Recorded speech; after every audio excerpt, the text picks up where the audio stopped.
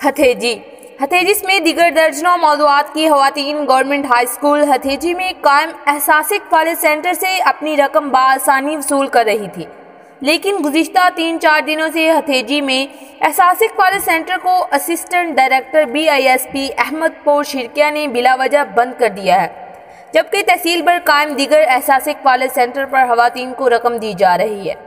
इसी तरह मुबारकपुर में भी एहसासिक कॉलेज सेंटर पर ख़वातीन को रकम दी जा रही है, मगर हथेजी में दीगर दर्जनों मौज़ूआत की ख़वातीन हथेजी एहसासिक कॉलेज सेंटर से मुस्तफ़ीद नहीं हो रही।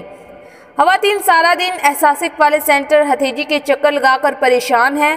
ख़वातीन ने एहतजाज करते हुए जल्द अज जल्द हथेजी में एहसासिक कॉलेज सेंटर को बहाल करने की अपील की। ख़वातीन का कहना है कि मुबारकपुर या किसी और सेंटर पर जाने के लिए लंबा सफ़र करना पड़ता है। एहसासिक कॉलेज सेंटर हथेजी को जल्द अज जल्द बहाल करने की अपील की है।